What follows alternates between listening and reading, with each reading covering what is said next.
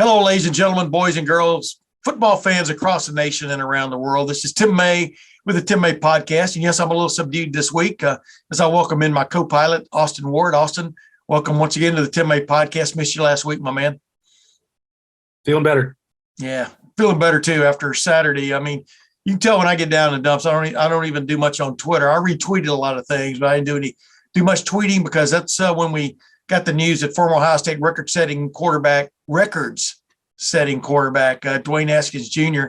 had been killed in a bizarre early morning accident in Florida, right outside the Fort Lauderdale airport. It was, for some reason or other, he was walking on I-595 by himself, and according to the police, got hit by a dump truck while he was trying to cross the lanes of traffic there. And it's still, as you and I record this on a Monday afternoon, it's still sort of stupefying and also a mystery of why he was where he was. But that doesn't lessen the shock of finding out that Dwayne Haskins Jr., one of the great people you and I have ever dealt with, was by himself walking in the middle of a Florida freeway. It doesn't change the fact that he was one of the great people you've ever met. Yeah, it was not enjoyable news, the kind that nobody wants to get. It was kind of surreal, like out of everybody, in the entire world that this could happen to, and it's Dwayne Haskins. Like, are we sure that can't be right? And lo and behold, it was. And you're just seeing the outpouring of grief and celebrations of life and everything else from his teammates and those who were blessed to get to know him or cover him or be around him even for a minute. You've seen, kids that got to shake his hand one time and how thankful they were to get a glove or what, he touched so many lives in such a short amount of time. And I think it's a little bit crazy to me how dramatically the appreciation returned for many who looked at Dwayne for the NFL or arguing about Joe Burrow, and it overshadowed what was one of the all-time great Ohio State seasons individually, not just for a quarterback, not just for, position. Yeah.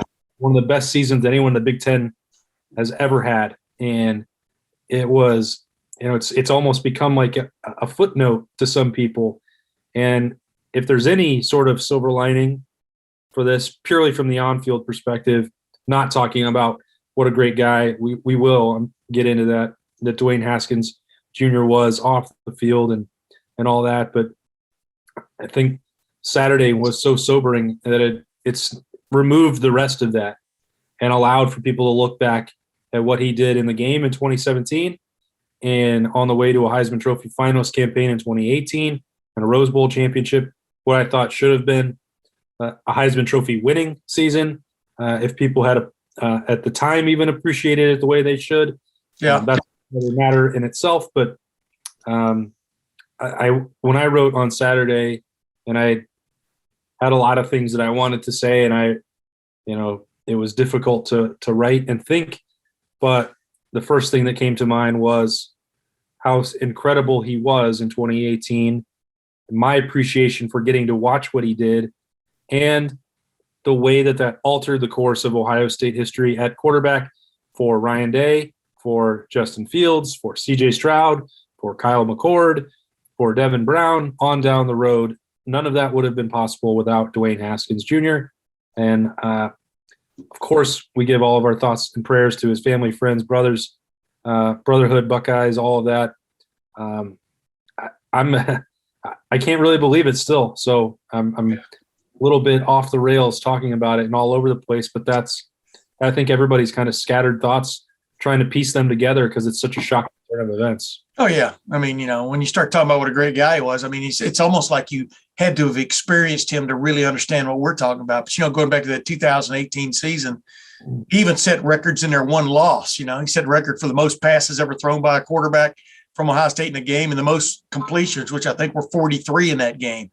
Even when they got beat, he set some passing records. It was in all accounts, just an astounding season that got better as that year went on, crescendoed, to that ridiculous game against Michigan, 6 touchdown passes, and then Big Ten championship game, a victory, and then of course the Rose Bowl victory, which is ironic because the guest I'm having on this week, we're going to get to my conversation with him in a minute, is Urban Meyer. That happened to be Urban Meyer's last season as the head coach at Ohio State, and he was part and parcel to, in essence, making the decisions about Dwayne Haskins Jr. becoming a starting quarterback. We all remember what happened that spring. He was on a Donnybrook with Joe Burrow for that starting quarterback job, and promises could not be made after spring about who the starting quarterback was, but especially to Joe Burrow, who then opted to transfer out and go to LSU,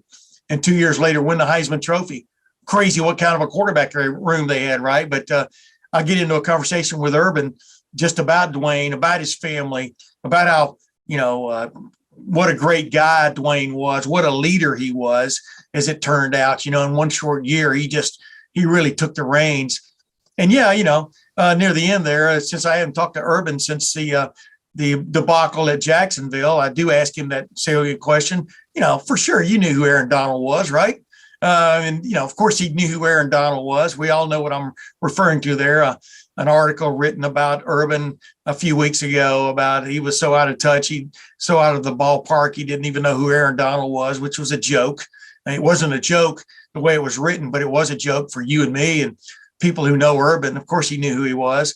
But then we get into that, but he kind of wants to put Jacksonville behind him. We'll talk about some of his future plans too. But real quick, before we get to that conversation with Urban, is there just give me a short little moment or thought of Dwayne Haskins Jr. that just keeps flipping through your mind right now? I remember, the game is the one that comes to mind for me first. And I guess it's part of it is because when we started Lettermen Row and we started doing these Buckeye Qs, he was the first person that we did because what had happened in that game, and then he won the job, and then we started in the summer of 2018. So I wound up into what does Dwayne Haskins do? He was one of the first people that did stuff with us. This is not a memory necessarily of the great times that I got to talk with him after a practice, and I talked on Letterman Live and on the radio with Bo Bishop about the smile.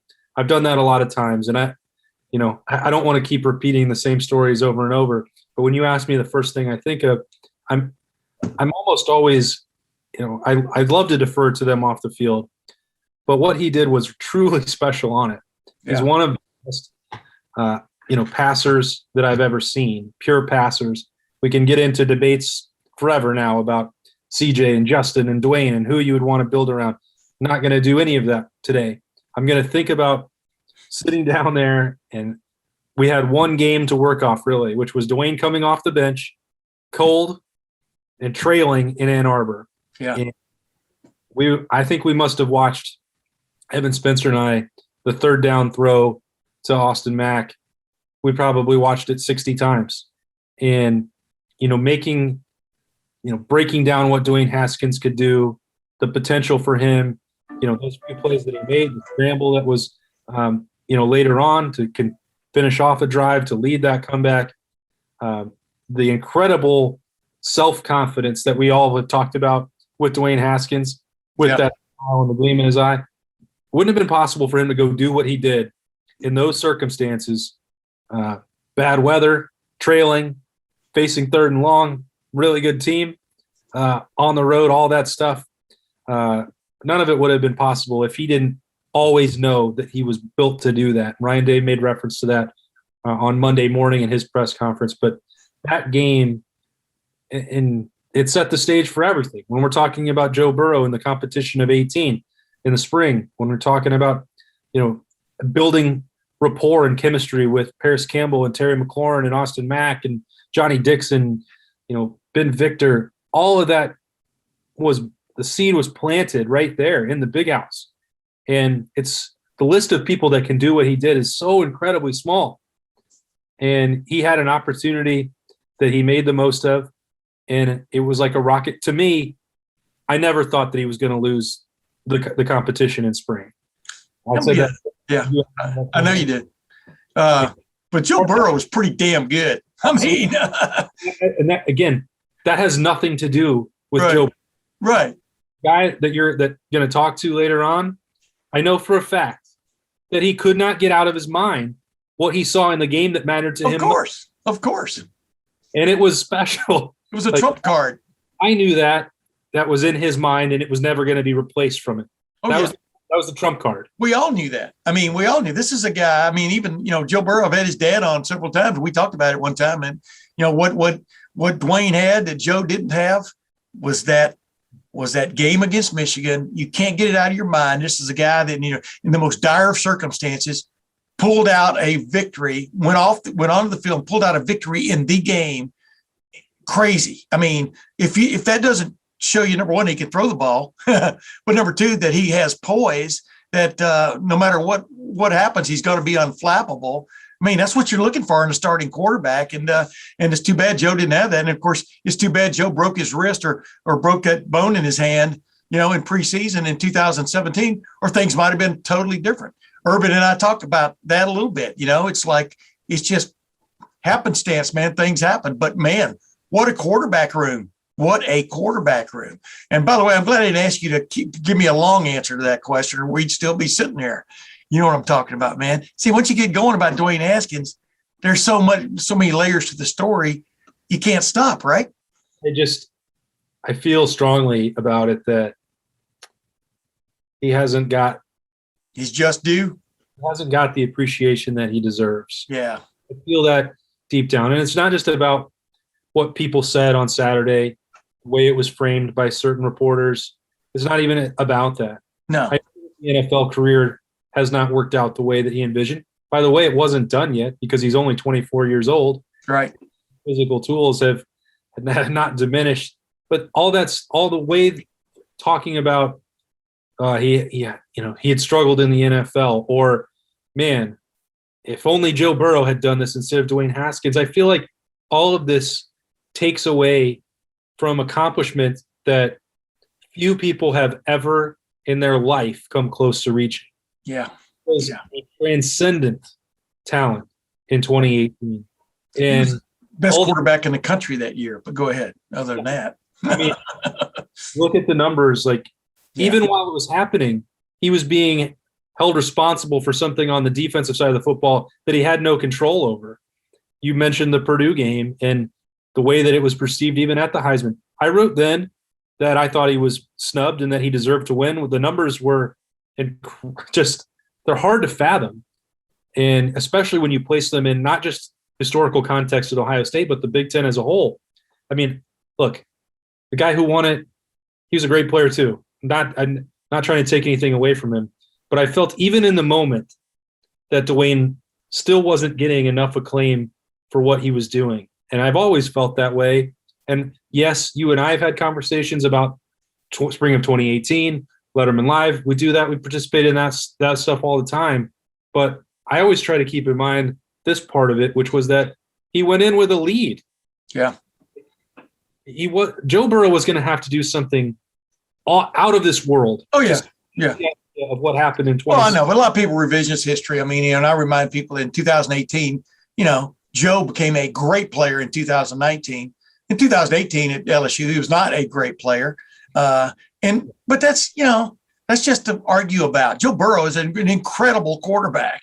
So was Dwayne Haskins Jr., and if Joe Burrow could have accounted for more than 54 touchdowns that year in 18, including 50 passing touchdowns, which were a record, over 4,000 yards passing, which Dwayne Haskins accumulated also, which were both Big Ten records. More power to it. You know what I mean? And but we'll never know. What we do know is that Dwayne Haskins Jr. is gone way too soon. And that's why I have this conversation coming up with Urban Meyer about this fellow who ended up being Urban Meyer's last starting quarterback in college football. And let's get right to that, my conversation with Urban Meyer. Urban Meyer, thanks for joining me again on my podcast, my man. Under some tough circumstances, though.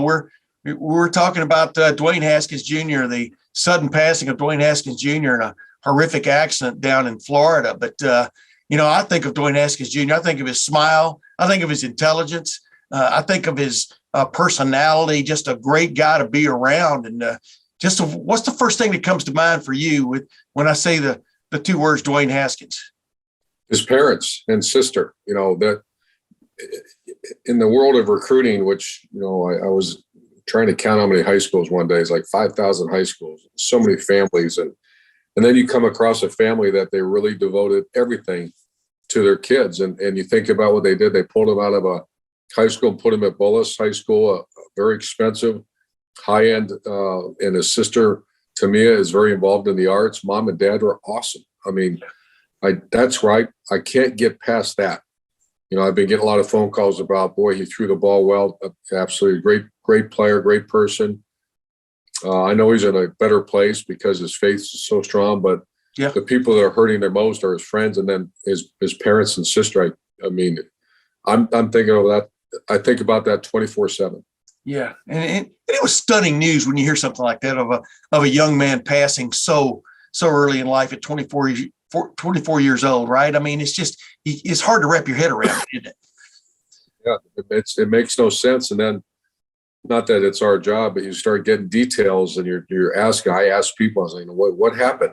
Yeah. Because I know he had zero issues now. I mean, when I talk about the perfect kid, that he was perfect. He was strong in his faith. He was devoted to his wife. He's devoted to his family, devoted to his God. And but things happen, but it just makes no sense, Tim. Yeah, exactly.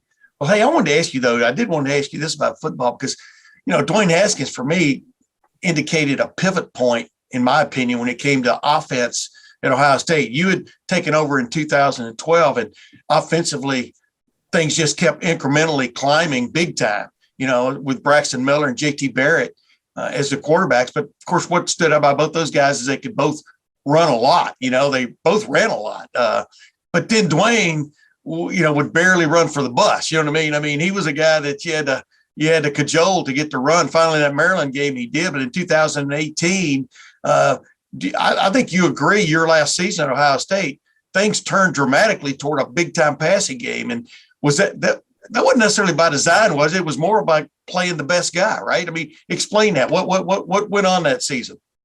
Yeah, throughout our career, we just would always take the best possible player. That's what I loved about the style of offense we ran. We won 3 national championships, and 2 of them with quarterbacks that never ran. Yeah. Chris Leak never ran, he did. I mean, I think every quarterback has to.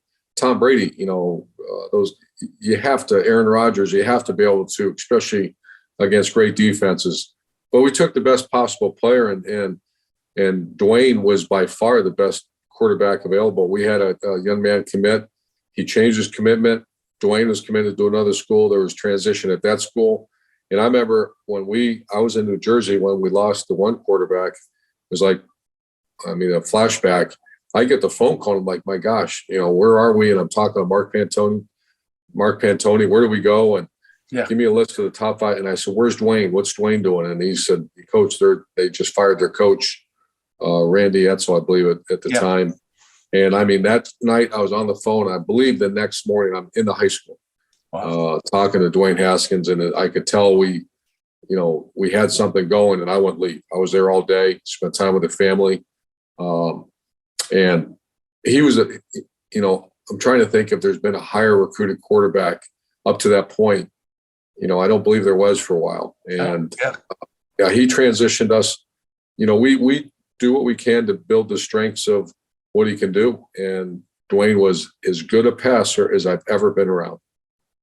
Explain that. I mean, he threw, the way I explained it, he threw darts. It's like, those guys that are just special, they can do, what was it about his style that just told you he could hold up basically in your offense, I guess is the best way of putting it.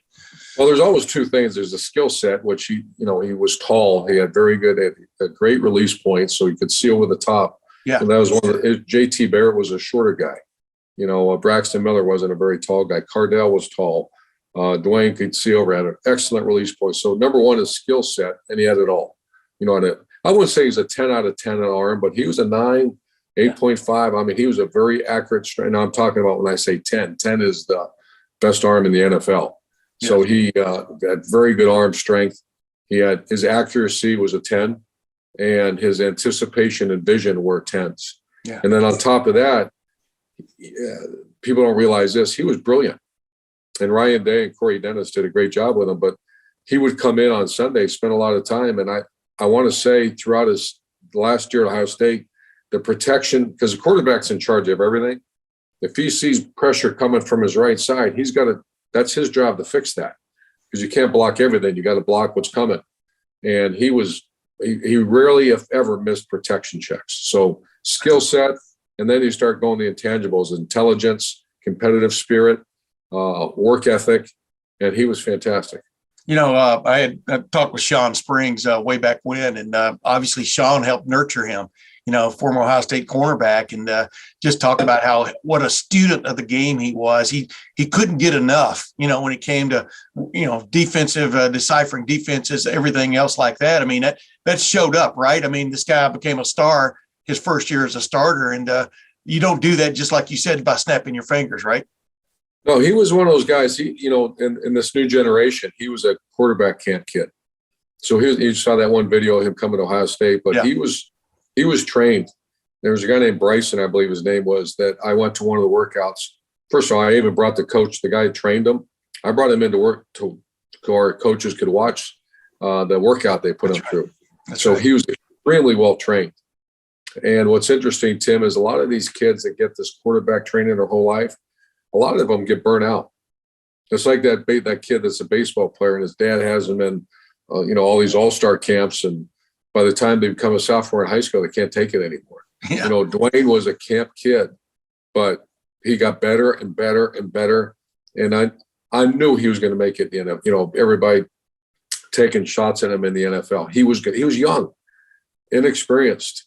This world we live in right now, man, it's nasty.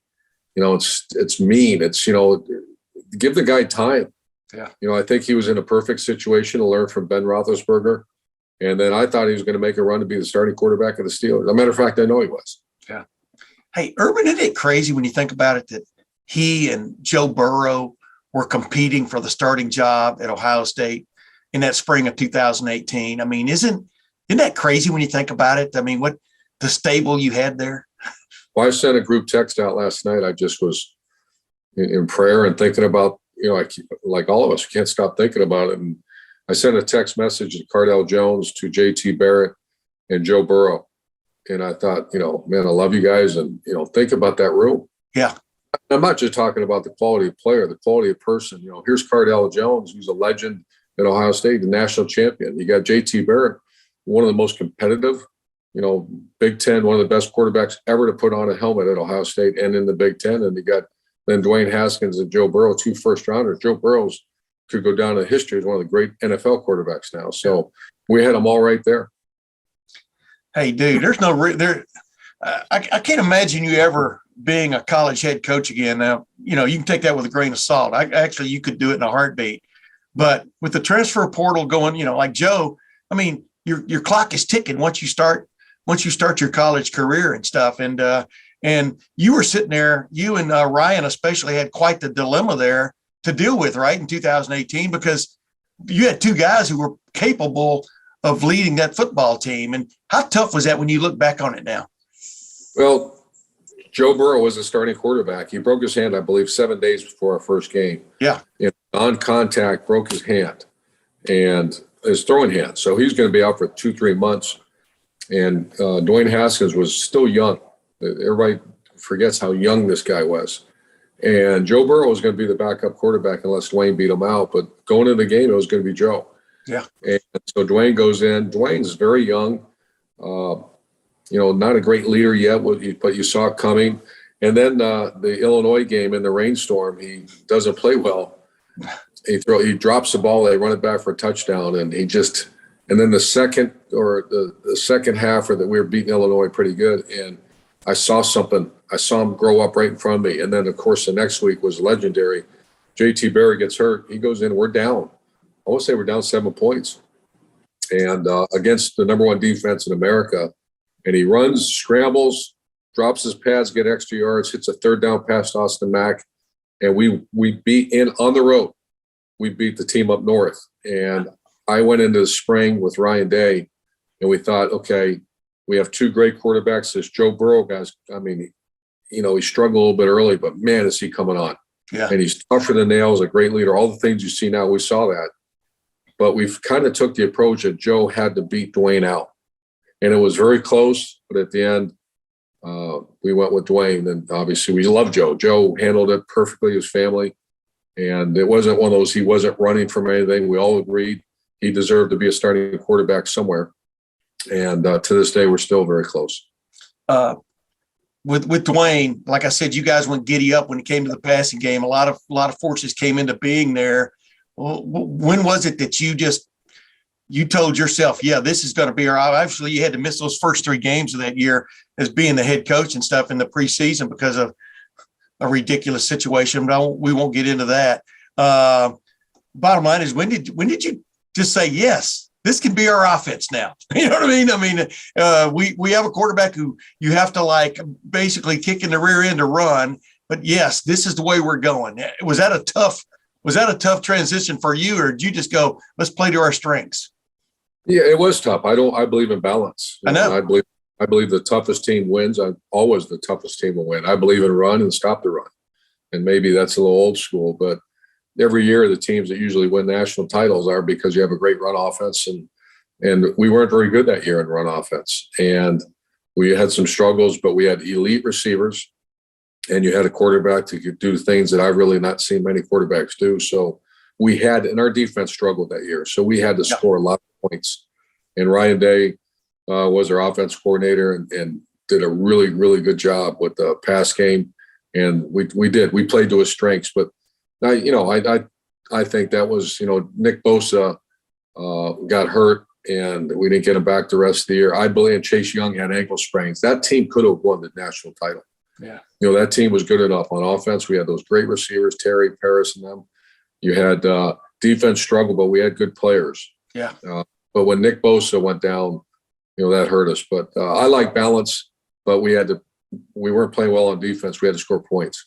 Yeah. Yeah. Hey, Urban, last thing about Dwayne, like I said a while ago, what stands out, when I say his name, but man, I think about his smile. I think about his personality. I think about his ability to both be joked with and to give jokes. Just a kind of a great guy to be around. Is that the best way of summing him up? He was a guy that every day, it's almost he had the same routine. I was ironically, Tim, I was there with my grandkids at the Woody Hayes facility when I found out the news, and I was with Corey because the weather was terrible. So yeah, we took him in there, let him run around. I walked by the hot tub. He would be in there every day, and he'd be holding court. The players loved him. I loved him. Everybody. Yeah. There's one thing about Simba. He's going to have a smile on his face. He's going to be. Nothing going on academically, tremendous student, living life the right way. Yeah. And I walked by and I just teared up and I looked and I said, man, that's where every day I'd see Dwayne right there in the training room in the hot tub area and just tragic. Yeah. Yeah. Hey, jumping gears real quick. I haven't talked to you since everything went down in Jacksonville. The last time I talked to you was before you started preseason camp last year. And I kind of warned you, that people, NFL is a different animal, man. Everybody can complain. Everybody can have a problem. And they don't necessarily have to tell you about it. They can go elsewhere, with their agent, with the NFLPA, things like this. First of all, there's no way you didn't know who Aaron Donald was, right? I when I heard someone told me that, and it's, I've heard silly things before in my life. It's almost, you shouldn't even address something like that. It's so silly. Yeah. Well, I asked Ryan Day that facetiously at a press conference a few weeks ago, and he laughed. But the bottom line, the point was, are you stupid? This man knew who Aaron Donald was. The other thing is, what did you get out of that experience now that's driving you, Urban? Everybody knows about details, this and that and the other. Some of them are made up. Some of them, I can imagine you're a guy that I don't know, inspires by pushing buttons. I've always thought that. And some people can handle that. Some people can't. And I know you can't handle incompetence. You know what I mean? But what did you get out of that whole experience that's helped you now move forward? Well, I have moved forward, and that's why I'm really not going to, being respectful, Tim, I'm not going to spend much time talking about it. It's my life is gone. I'm into some great stuff now with grandkids and my future and doing things that, I'm focused on. For 37 years, it was kind of the focus is on me, and it's not me. It's going to be Shelly, the kids, the grandkids, and enjoying life and doing some other things that help others. And so, of course, I learned a tremendous amount. I believe we got fired because we didn't win enough games. And in my strong opinion, I hear people rip our roster apart. We had good enough players to win games. We didn't do a good job. And I've always been a person, you are what your record is. We were 2-11. That's terrible. Now, they lost 15 games straight before that. So it was a build. It was a build. And I believe we would have turned it. I thought we turned it when we beat the Buffalo Bills. I did too. And we had some tough injuries. Our defense was playing well, but our offense went to reverse. We just, it was hard to put your finger on. We had some, once again, tough injuries, but everybody has tough injuries. So we should have done a better job and lost too many games. Other than that, you can go on and like you said, I don't know who Aaron Donald is or, what about this? What I'm like, I shake my hand like, what are you talking about? If we just got to win more games, and I've seen it, I just would always, whenever I talk to our coaches or advise a young coach, just win win games and do it your way, do the right thing, do it your way, but when you got to win, and we didn't do that. Yeah. Yeah. You found out too, though, when they come after you, they come after you. Hey, last thing, are you, you did a great job with Fox way back when and stuff, before you decided you wanted to try your hand at being a NFL head coach and stuff. And I'm just wondering, do you have something planned down the road? I mean, do you want to get back into the game in some form or fashion? What's just your take right now? Well, that's all still in conversation. I do. I love Fox. I love their team and the guys. There's nothing been finalized yet, but I plan on going back and doing it. I really enjoyed that. I enjoyed, I enjoyed, once again, celebrating those who play it, celebrating those who coach it. It's in a great game, not being the kind of just ripping people to shreds, but just, celebrating this incredible game and most important, the players that do this game. So I plan to be back in the fall doing something like that. Oh, that'd be great because, I thought, for example, when you were at Fox, that became the pregame show to watch, and I think a lot of people agree with me on that. But Urban, best of luck to you, my man. And boy, the tough circumstances with Dwayne, you can't, like you said, you can't wrap your head around it, right? I mean, it's like last thing, I talked with Dwayne quite a few times, actually, when he was at Ohio State. And what got me, like you talked about earlier, was his intelligence, but his depth. And he wanted to know things about you too. You know what I mean? He wasn't a selfish guy. I mean, that's rare almost these days, isn't it? I mean, go ahead. Well, I get home from, you're numb when you hear the words. And I sent out a text to Paris Campbell, Terry McLaurin, Johnny Dixon, and I'm just like numb. And Corey Dennis was really close with him. And I get home and Nikki has tears in her eyes. She goes, that's Troy's favorite player. Troy's my grandson. Yeah. That's not by accident. No. Troy was at practice all the time. And here's, Dwayne Haskins, who was the nicest, and sincerely nice. I have a picture of him holding my grandson. And that is Troy's favorite player at Ohio State. Think about that. That's not by accident. Yeah. Yeah. Ladies and gentlemen, Urban Meyer. Urban, we'll be talking, I'm sure, a lot more, man. I appreciate you. Yeah, let's do this a lot, Tim, especially during the fall. You got it. Yeah, I appreciate Urban Meyer coming on the Tim May podcast. He and I may be doing some things in the fall as things shake out. We'll see how that goes because, Urban has had his troubles over the last year since taking that Jacksonville Jaguar job and being summarily dismissed. But Austin, I mean, he's still Urban Meyer. He's still one of the winningest coaches in college football history. He's probably going to be on a television screen somewhere near you in the fall, I do believe. I'm talking about you folks out there, not just me and Austin. And I'm kind of looking forward to that because I thought he was really hitting his stride that second year doing those Fox broadcasts, pre-game Fox broadcasts before he decided he wanted to dip his toe into the NFL and ousted that hurt coming out of it. But you notice I did ask about the Aaron Donald situation, about whether he knew who Aaron Donald was. And, you saw the look on his face. And, it's funny how people take an anecdote unsubstantiated from somebody else and just run with it. Like I told you, man, Urban Meyer, for want of another term, Urban Meyer kind of coached with a steel-toed boot. He liked to aggravate people, whatever it took.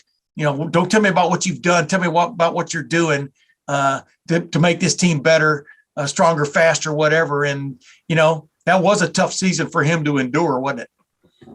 Yep, and I don't think that Fox will have a lot of doubts about bringing him back in because he was very good at that work on Big Noon Kickoff, and I think he would use some of that steel-toed boot that you referenced to needle those guys back on the panel with him, and I think they had a good thing going. And yeah. I think a lot of people wish that he hadn't given that up, including Fox. But yeah, if he's got an opportunity to go back there in some capacity, I'm sure that door is not closed on him. I think that a lot of that stuff that worked out in Jacksonville didn't. We said this a couple of weeks ago. It wasn't a surprise. Now, I think pretty confident in saying that he was aware of the best players in the NFL because he tried to recruit them all when he was a very, very successful college football coach. So, yeah, context is important for all that. I know he gave it. He doesn't do anything at half speed, so I know that he gave that his best effort. It didn't work out, and he's still going to need something to fill that void on weekends in the fall.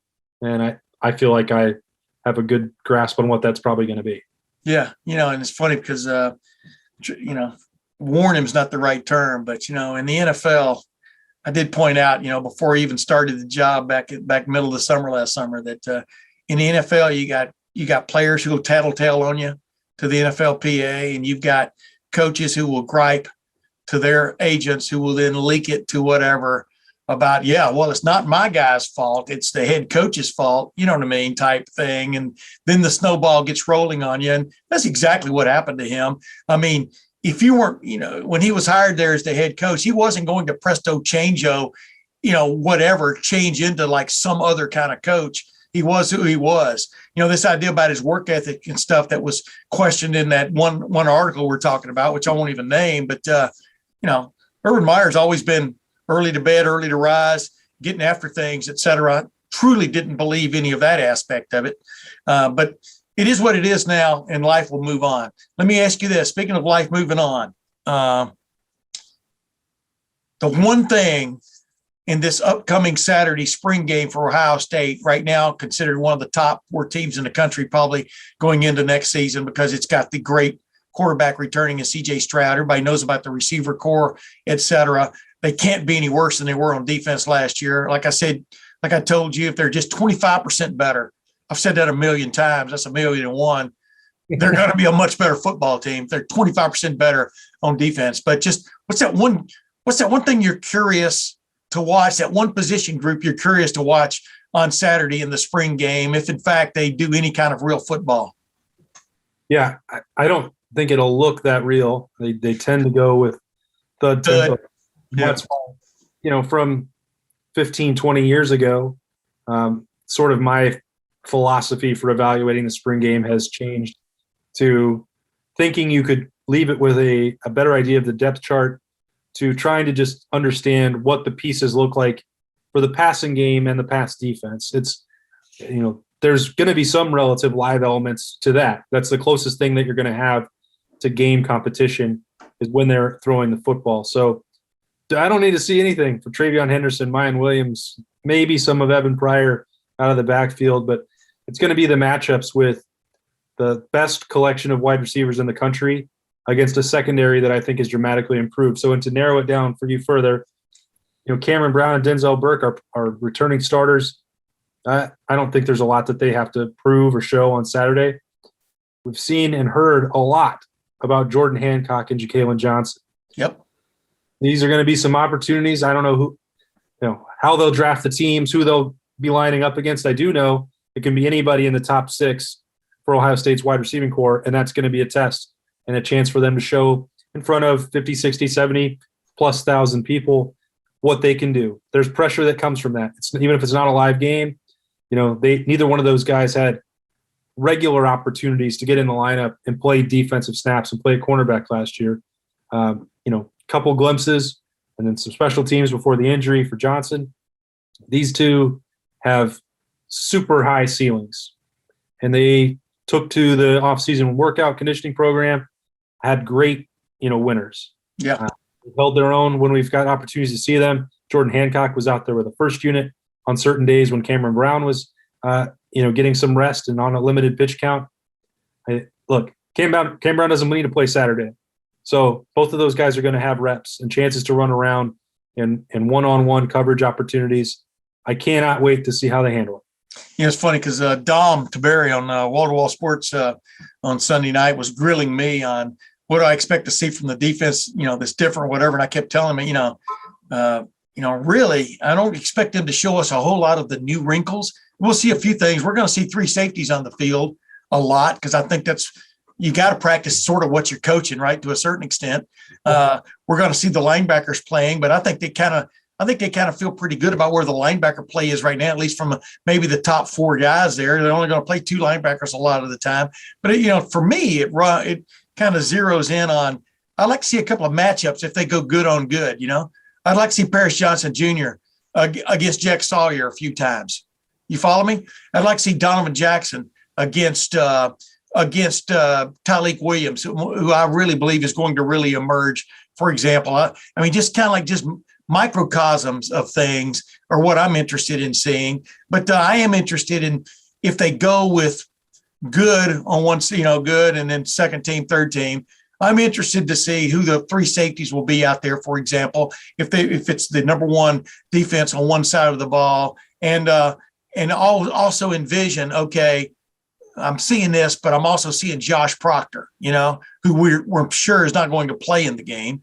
I think we'll get to see him warm up some probably and do a few drills and stuff. But I'm interested because that is, as you and I both chronicled, that is so key to what Jim Knowles is going to be doing this fall, is having those 3 safeties almost play, like a motion offense in basketball, of knowing what each other is doing at any certain time, the coverage situations, just right on down the line of getting people lined up, Tanner McAllister, et cetera, in this new Jim Knowles defense. It'll be curious to see how much we see of it, but we got to see a little bit of it. Don't you agree? Yeah. And it's what they're practicing, right? That's the other hard part about this, because I don't expect Josh Proctor to play on Saturday. Yeah. So there's no reward for that, only risk. Now, the same may wind up being true for Court Williams, but I think it's just he was limited during that student appreciation practice. I think it's just a little bit of a, minor precautionary thing with the leg. And if neither of them are out there, you're getting a look at the depth. And maybe that means we get to see a lot of Kai Stokes, who has that black stripe off and can go run around. Yeah. Be a fun opportunity. Make the most of that. People are making some comparisons to Malik Hooker for Kai Stokes, and that's a lot to put on somebody who is an early enrollee. And I wouldn't say you have to become that in year 1, but they're not saying it by accident, I don't think, because they know how much pressure can come along with that. So I was thinking this very similar thought, this morning as I was just sitting around, killing time, which I'm really good at, by the way. And I was just thinking, before Dwayne Haskins Jr. became the quarterback at Ohio State, the sort of the model was probably Troy Smith, about just lighting it up. I mean, J.T. Barrett had a ridiculous 4-year career, which everybody seems to have almost forgotten about. But oh my goodness, the records he left with from a career standpoint will probably never be broken in this one and done era or two and flu. But I was just thinking, is now who's going to be the next Dwayne Haskins Jr.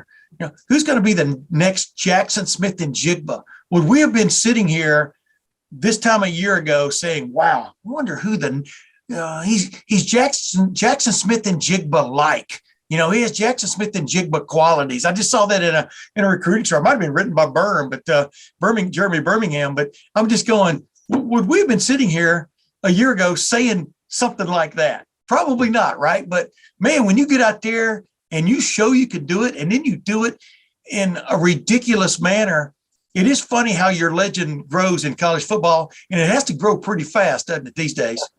You got to strike quickly. I mean, Malik Hooker did. Yeah. 1 year really in the starting lineup after. Yeah. 1 year, man. It revolutionized the position. Dwayne Haskins did it in 1 year. Jackson. Marshawn Lattimore, 1 year. Real.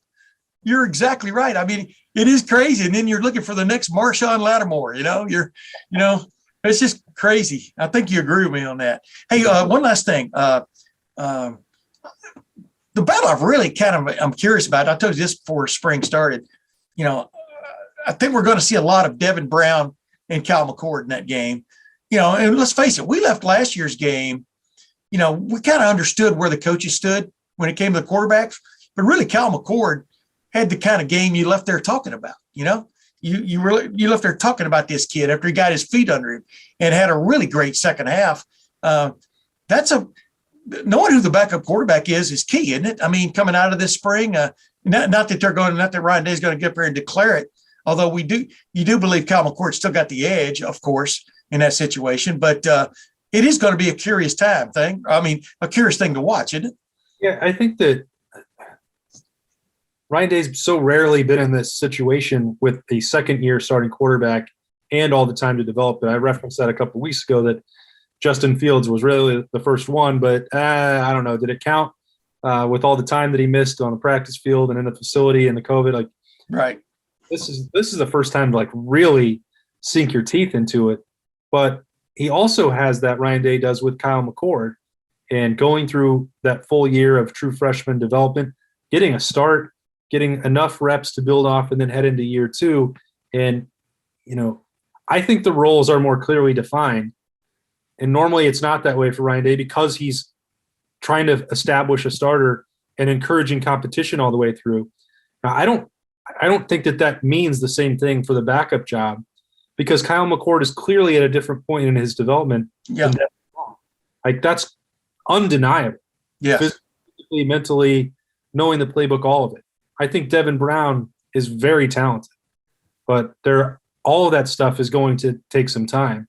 And if you want to have a different conversation, if you're Ryan Day, about who's going to start and not start at this time next spring, I get that. But I think that this year will continue to be more unique, and there's no point in faking like there's a backup. That's the word. Yeah. That's the word. I think everybody knows it, knows the pecking order here. Yeah. And knows what Kyle McCord can do. I get it that there's a lot of intrigue because Devin Brown's ascent was almost out of the blue. Ascent and commitment and recruitment and all of that. To be the number one player in the country in the On3 rankings, that stuff is always going to generate attention.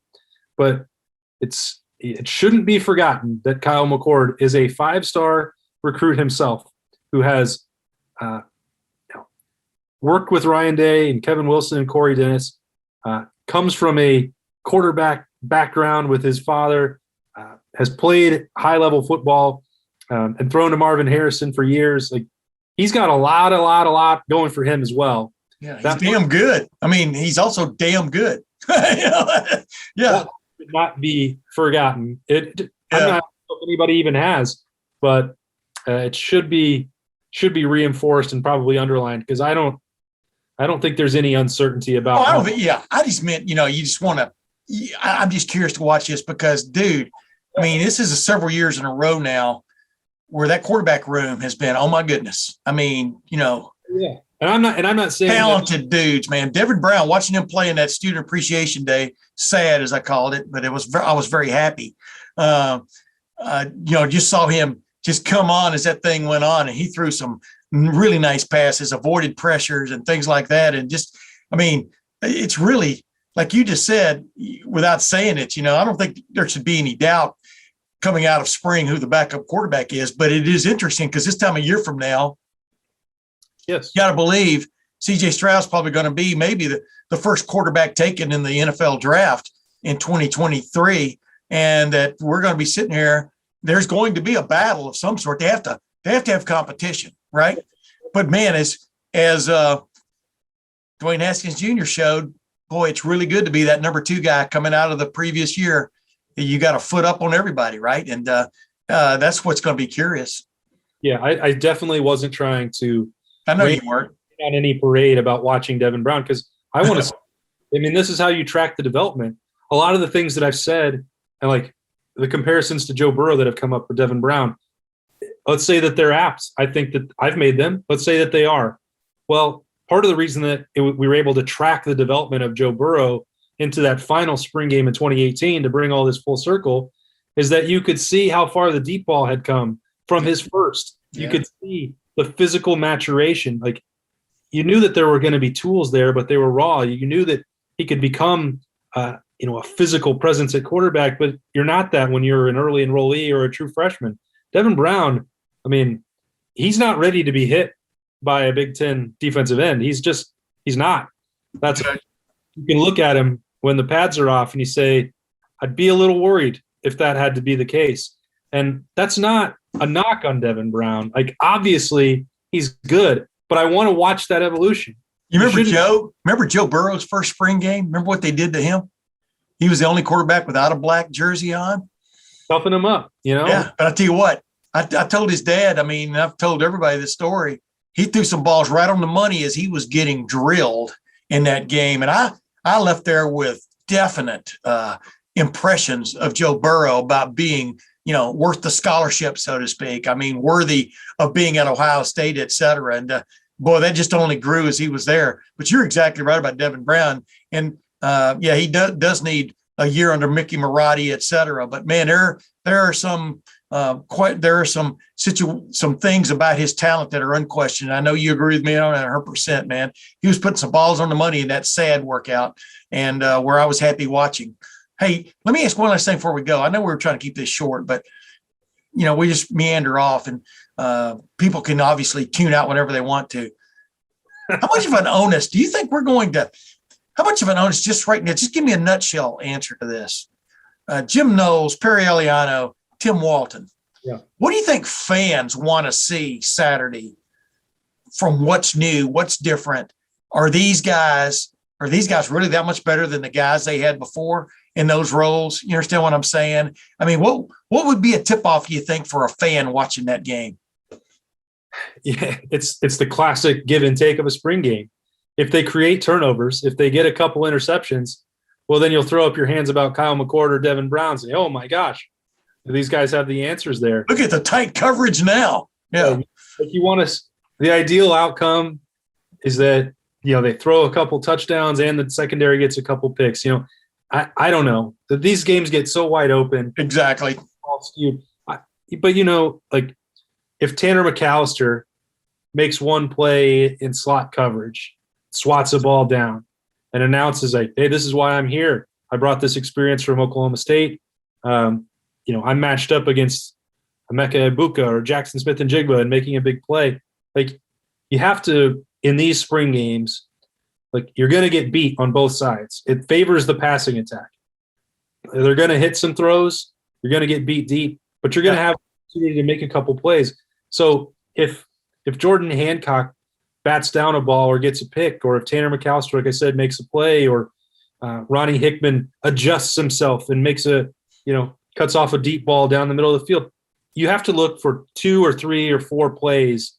And maybe it's how they line up. Maybe it's, a unique blitz they throw. Not that they do that a lot in the spring game, but, I think there will be enough sprinkled in, whether it's plays that they make or a look that they show, just to try and get through it, that you see where it's going. Yeah. But you can't focus on this is what the stat sheet looks like, and a guy got beat 5 times. If he makes 2 plays out of 7 in a spring game, I'm calling that an A.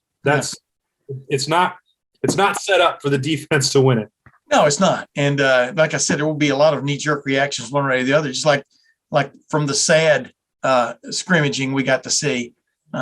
Couple of tight ends right up the seam for touchdowns, uncovered. If you're going to judge it just based on that, wow, they've got a long way to go. But, you saw a lot of good things in there, a lot of shakeup from the standpoint of what they were doing inside that, what I call that core 9 people.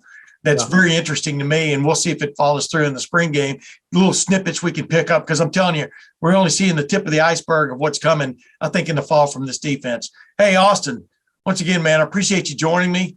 As you and I both know, you and I communicated on Saturday after this news broke. It's one of the more bummed out days I've ever experienced, especially being in the media, because I was truly bummed out. I truly enjoyed my relationship and times I had with Dwayne Haskins Jr. May he rest in peace. No matter what the circumstances are of what happened on Saturday, he always treated me with great respect. We had conversations like you and I have on here that didn't seem to end. You know, when you thought they should have, or when maybe the SID was trying to get you to end them. And he always had time for one more question, you know, which I totally appreciate. And I know you do the same, right? 100%. He's going to be dearly missed. You know, I wish that he'd stuck around for one more year. Selfish, what you talked about, and we'll ever, you know, it'll be one of those great unknowns. What would have happened if that had gone down that path or this path? But he got to be a first-round draft pick and live out that dream after living out a dream to be an Ohio State quarterback. Before that, he had reached his goals, and I know that he was at peace with those decisions that he made, and was trying to correct some others along the way to be a better man, better quarterback, better teammate, better husband, everything. You know, he was a man of faith, deep faith, and never pretended that he was a finished product. And I think that's one of the real tragedies of this whole thing, is that, as I said, he was 24. He wasn't done, and we'll never get to know what else was in store for Dwayne Haskins. So from the bottom of my heart, I appreciate my time with him, and I hope that his family, his friends, his teammates, all of them are able to find some peace as well. Amen. Amen. Ladies and gentlemen, Austin and I'll be back next week. You're going to join me again, aren't you, Austin? Your flight schedule is such I have to work you into my crew occasionally, but we're going to talk about the spring game, what we learned, and some other things. But until next week, for Austin Ward, this is Tim May. We'll see you then.